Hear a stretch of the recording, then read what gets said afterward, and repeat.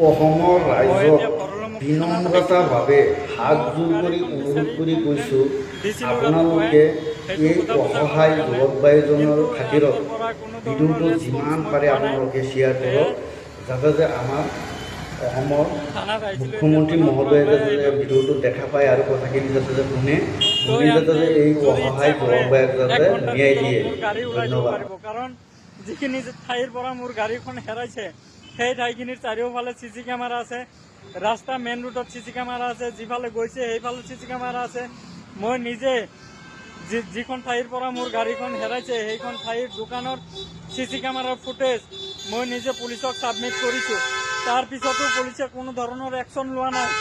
আজি কিয় এনেকুৱা সাধাৰণ মানুহৰ ওপৰত কোনো ধৰণৰ গুৰুত্ব নাই? সাধাৰণ মানুহক পুলিচে হওক কোনো ধৰণৰ গুৰুত্ব নিদিয়ে। আজি যদি এখন BMW নাইবা ডাঙৰ কোনো গাড়ী তাৰ পৰা হেৰাই গ'লহেঁতেন তেতিয়াহ'লে থানাৰ চব মানুহ তাতে দৌৰিলেহেঁতেন। কিন্তু আজি মোৰ এখন ই ৰিক্সা, যিখন মই ই ৰিক্সা বুলি নাভাবোঁ, মোৰ দুখন ভৰি, আচলতে এই ভৰি দুখন, যিখনেদি মই আচলতে ক'ৰবাত যাব মন গ'লে সেইখনেদি গৈছিলোঁ। সেই গাড়ীখন হেৰুৱাৰ পিছত সিহঁতে গুৰুত্ব দিয়া নাই, তো মই থানাৰ ভিতৰৰ পৰা ঘূৰি আহিলোঁ। আপোনালোকক হাত জোৰ কৰি অনুৰোধ কৰিছোঁ, আপোনালোকে অলপ ভিডিঅ'বিলাক শ্বেয়াৰ কৰক আৰু ডাঙৰ অধিকাৰীৰ ওচৰত পहुঁচাই দিয়ক, যাতে মই মোৰ ই ৰিক্সাখন পোৱাত অলপ সহায় পাওঁ আপোনালোকৰ পৰা।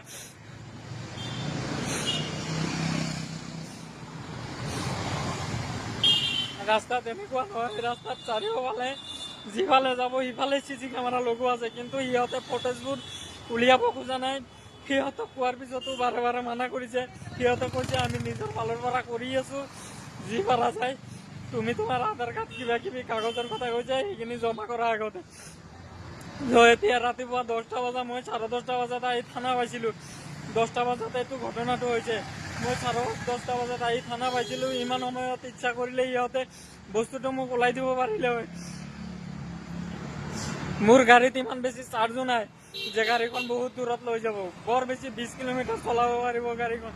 কাৰণ পৰহি দিনা চাৰ্জ কৰিছিলোঁ, যোৱাকালি মই চাৰ্জতে দিয়া নাই।